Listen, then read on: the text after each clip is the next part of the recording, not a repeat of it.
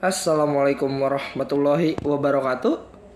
Di sini saya Muhammad Aziz Niko Zilzian, nomor absen 21 dari kelas 12 IPA 3. Nah, kali ini saya akan menjelaskan materi sifat koligatif larutan.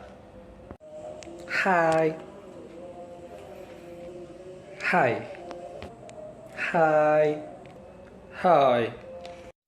Masih ingatkah apa itu larutan? Lalu bagaimana larutan yang bersifat asam dan basa, larutan penyangga dan hidrolisis? Nah, pada materi ini saya akan menjelaskan apa itu larutan sifat koligatif. Apakah Anda mempunyai teman atau kerabat yang memiliki penyakit tekanan darah tinggi?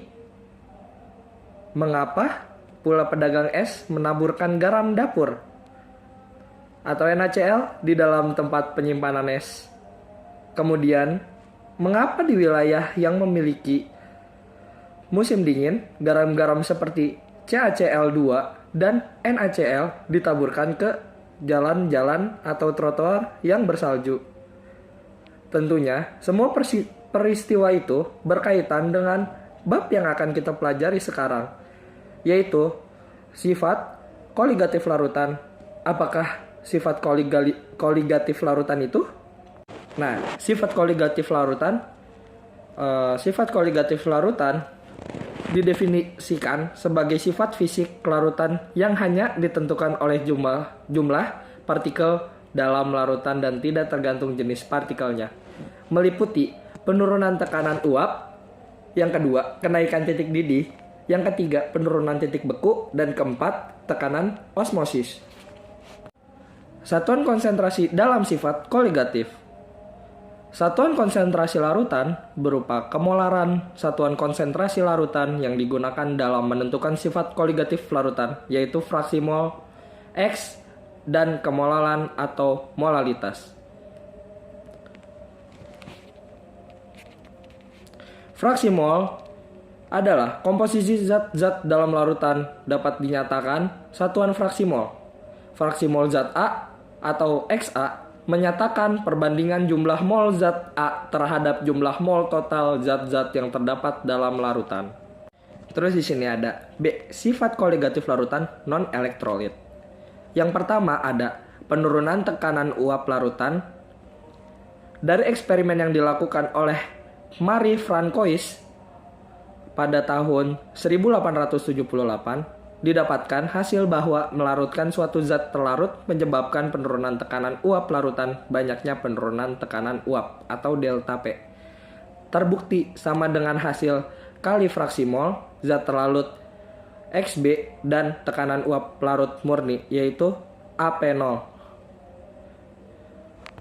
Dan selanjutnya ada rumus penurunan tekanan uap larutan, yaitu delta P sama dengan XB kali P0A.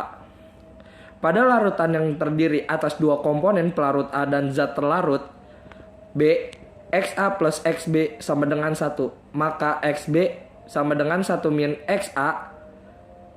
Apabila tekanan uap pelarut di atas larutan dilambangkan PA, delta P sama dengan P0A min PA.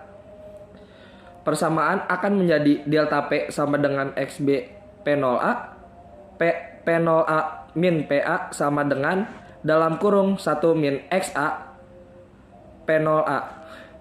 P0A min PA sama dengan P0A min XA P0A. Persamaan tersebut dikenal sebagai hukum Raoult.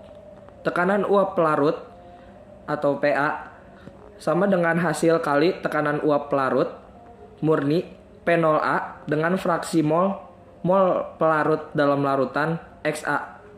Apabila zat terlarut mudah menguap, dapat pula ditulis PB sama dengan XB P0B. Tekanan uap total dapat ditulis P total sama dengan PA plus PB sama dengan XA P0A plus XB P0B. Nah, dan sekarang ada kenaikan titik didih atau delta TB dan penurunan titik beku delta TF. Pernahkah Anda mengukur suhu air mendidih dan air membeku? Bagaimana bila air yang dididihkan atau dibukukan diberi zat terlarut lebih rendah, sama atau lebih tinggi titik didih dan titik bekunya dibanding titik didih dari titik beku air? Nah, selanjutnya ada penurunan titik beku atau delta TF. Seperti halnya pada kenaikan titik didih, adanya zat terlarut dalam larutan akan mengakibatkan titik beku larutan lebih kecil daripada titik beku pelarutnya. Penurunan titik beku delta TF, F berasal dari kata freeze berbanding lurus dengan molalitas M larutan. Delta T M atau delta TF sama dengan KF kali M. Dengan KF adalah tetapan penurunan titik beku molal pelarut atau derajat Celcius garis miring M. Penurunan titik beku atau TF adalah titik beku pelarut murni dikurangi titik beku larutan. Delta TF sama dengan T0 F min TF. Nah, dan di sini ada yang ketiga, tekanan osmosis. Osmosis adalah proses pindahan larutan yang memiliki konsentrasi rendah melalui membran semi permeable menuju larutan yang memiliki konsentrasi lebih tinggi hingga tercapai kesetimbangan konsentrasi pada proses osmosis. Molekul pelarut berimigrasi dari lebih pekat hingga dicapai keadaan kesetimbangan konsentrasi di antara kedua medium itu. Penyelesaian. Di sini yang sudah diketahui adalah gliserinnya itu 1,26. Kita harus mencari W gliserin sama dengan 1,26 gram mililiter kali 50 ml sama dengan 63. N gliserin sama dengan W per mr sama dengan 63 per 92 sama dengan 0,68 mol.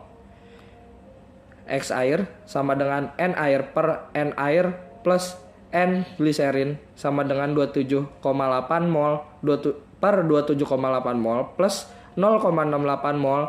X air sama dengan 0,975. Itu hasil dari X air.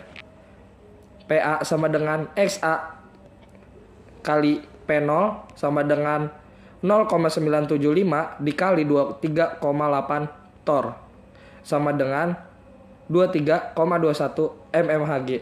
Dan itu adalah hasil dari PA.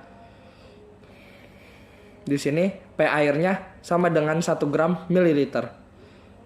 Dan W airnya belum ditemukan sama dengan P kali V sama dengan 1 gram mililiter kali 500 mililiter sama dengan 500 gram. N airnya juga belum ditemukan. Jadi kita harus mencari dengan rumus sama N air sama dengan W per mr sama dengan 500 per 18 sama dengan 27,8 mol. Dan itu sudah hasil dari contoh soal tersebut. Terima kasih sudah menonton video ini. Semoga bermanfaat walaupun agak belibet ngomongnya. Wassalamualaikum warahmatullahi wabarakatuh. Sampai jumpa.